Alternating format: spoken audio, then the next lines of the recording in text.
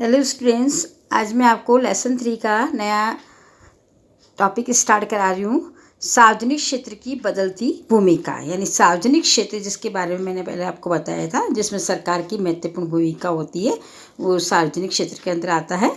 और अब सार्वजनिक क्षेत्र क्या है कि स्वतंत्रता प्राप्ति के समय क्या स्थिति थी और 1990 के बाद में क्या स्थिति हुई सार्वजनिक क्षेत्र की, उसके बारे में हम पढ़ेंगे। तो सबसे पहले हम जो है इसके बारे में पढ़ते हैं कि स्वतंत्रता प्राप्ति के समय ये आशा की गई सार्वजनिक क्षेत्र उद्यम जो है व्यवसाय में प्रत्यक्ष रूप से भाग लेगा और उद्देश्य को प्राप्त करने में, यानी अर्थव्यवस्था के उद्देश्य को प्राप्त करने में महत्वपूर्ण भूमिका निभाएगा। सार्वजनिक क्षेत्र अर्थव्यवस्था के अन्य क्षेत्रों के लिए भी आधारभूत ढांचा तैयार करेगा और इन्वेस्टमेंट करेगा। और जो प्रोजेक्ट है उसमें जहाँ भारी निवेश की आवश्यकता है और जिसमें प्रॉफिट की संभावना बहुत लंबे समय के बाद है, तो वहाँ पर क्या होता है, निजी क्षेत्र इन्वेस्ट करने के लिए इच्छुक नहीं रहता है। यानी निजी क्षेत्र वही पैसा इन्वेस्ट करता है जहाँ लाभ की संभावना ज़्यादा हो और जल्दी लाभ मिले, है ना। तो ऐसे क्षेत्र जहाँ लाभ की संभावना, मतलब लाभ की संभावना तो हो लेकिन जल्दी नहीं हो, है ना, तो ऐसे क्षेत्रों में जो है सार्वजनिक क्षेत्र की भूमिका ही महत्वपूर्ण होती है। और जो मूलभूत ढांचा है उसका विकास करने के लिए सार्वजनिक क्षेत्र की भूमिका भी महत्वपूर्ण होती है। ये तो था स्वतंत्रता प्राप्ति के समय जो सोचा गया था।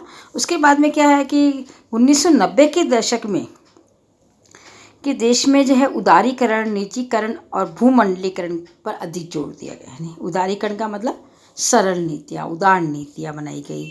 निजीकरण, प्राइवेट जो कंपनियाँ उसको प्रोत्साहन दिया गया। भूमंडलीकरण यानी वैश्वीकरण, है ना, विश्व की अर्थव्यवस्था के साथ जुड़ने के लिए, मतलब ये सारे जो है तीनों जो चीज़ें हैं वो 1990 के दशक में ये लागू की गई देश की अर्थव्यवस्था के अंदर। ठीक है, तो अब क्या है, इसमें ये बताया गया है कि सार्वजनिक क्षेत्र की भूमिका की जो है इसमें पुनः व्याख्या की गई।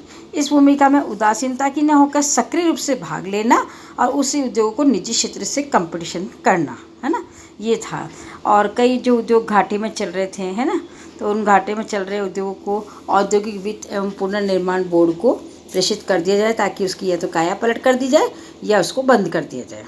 और सार्वजनिक क्षेत्र की जो अकुशल इकाइयाँ हैं उनके कार्यों की भी समीक्षा की गई, उनके लिए भी कमेटी को गठन किया गया और उनसे रिपोर्ट मांगी गई है। और प्रबंध की कुशलता और लाभप्रदता में कैसे सुधार हो, इसके बारे में भी विचार किया गया। अब हम बताएंगे कि सार्वजनिक क्षेत्र की जो भूमिका है वो 60 और 70 के दशक में किस प्रकार की थी, उसके कुछ पॉइंट्स है वो मैं आपको बताऊंगी। सबसे पहला आता है मूलभूत ढांचे का विकास। किसी भी देश में मूलभूत ढांचे का विकास औद्योगिकरण की जो एक पूर्व शर्त होती है। स्वतंत्रता के पूर्व आधारभूत ढांचे का तो विकास नहीं हो पाएगा, यानी स्वतंत्रता प्राप्ति से पहले नहीं हो पाया था, इसलिए औद्योगिकरण की गति जो है धीमी थी। और औद्योगिकरण की प्रक्रिया को बिना पर्याप्त परिवहन, संचार सुविधाएं, ईंधन, ऊर्जा तथा मूलभूत एवं भारी उद्योगों के जीवित नहीं रखा जा सकता। यानी कहने का मतलब है जो मूलभूत ढांचा होता है ना, उसमें क्या क्या आता है, देखिए, परिवहन है, संचार है, ईंधन है, ऊर्जा है ना, जो भारी उद्योग होते हैं वो इसमें आते हैं, उनका विकास करना जरूरी होता है।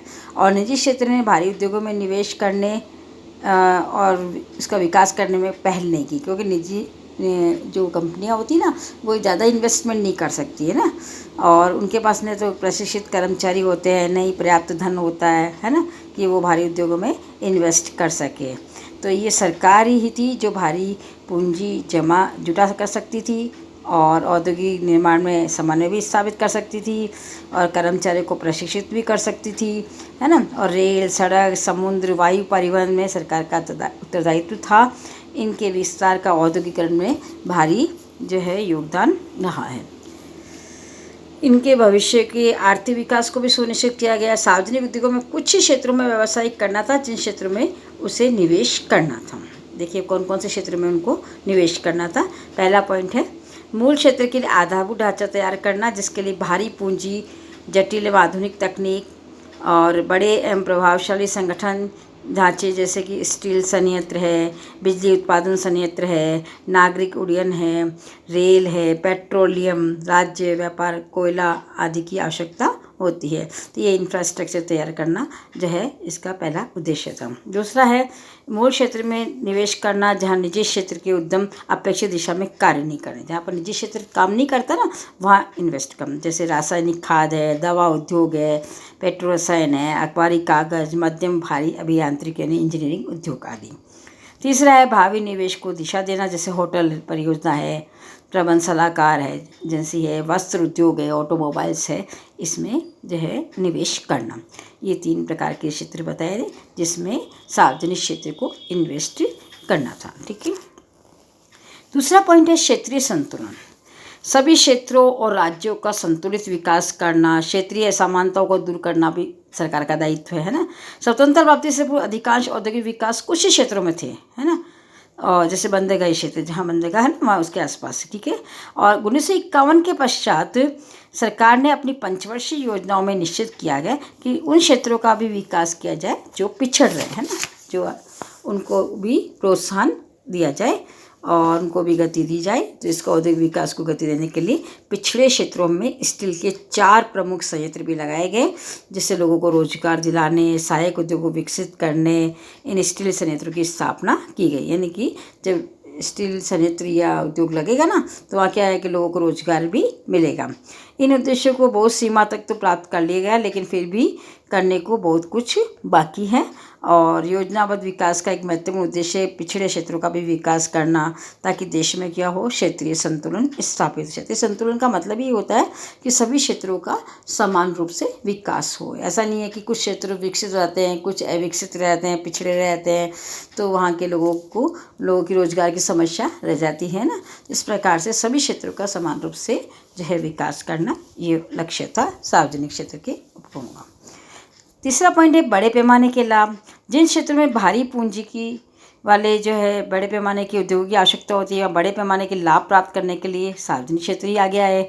जैसे बिजली संयंत्र है, प्राकृतिक गैस है, पेट्रोलियम है, टेलीफोन उद्योग है, ऐसे उदाहरण हैं जहाँ पर सरकार ही इन्वेस्ट करती है।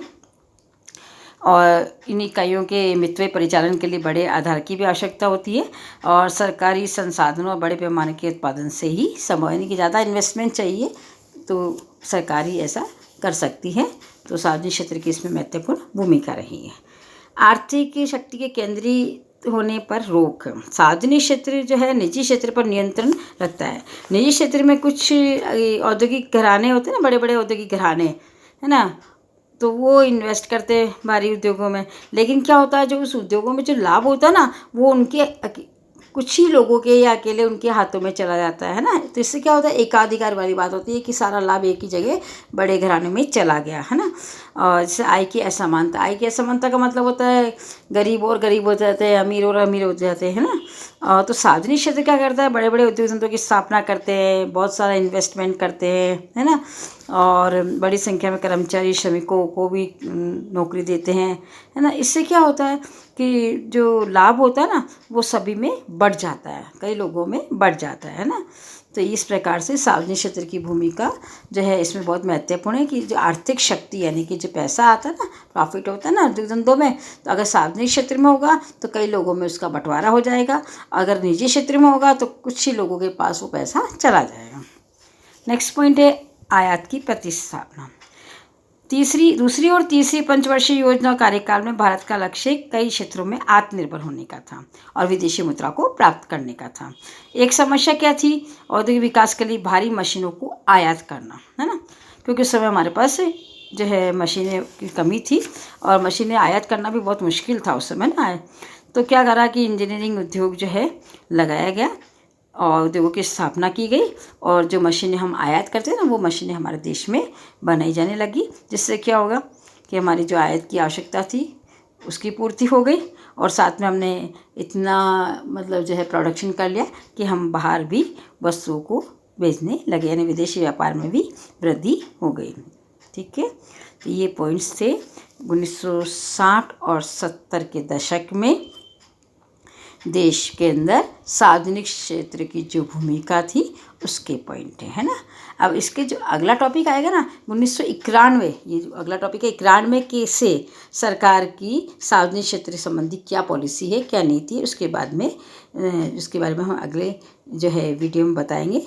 आज बस इतना ही कि 1991 से पहले हमारे देश के अंदर, 91 से पहले और आज़ादी के बाद, है ना, स्वतंत्रता प्राप्ति के बाद देश के अंदर सार्वजनिक क्षेत्र की क्या भूमिका थी, कौन कौन से उद्योगों में सार्वजनिक क्षेत्र इन्वेस्ट करता था, क्या मतलब स्थिति थी, उसके बारे में मैंने आपको आज बताया। समझ में आया होगा। Okay, take care, bye.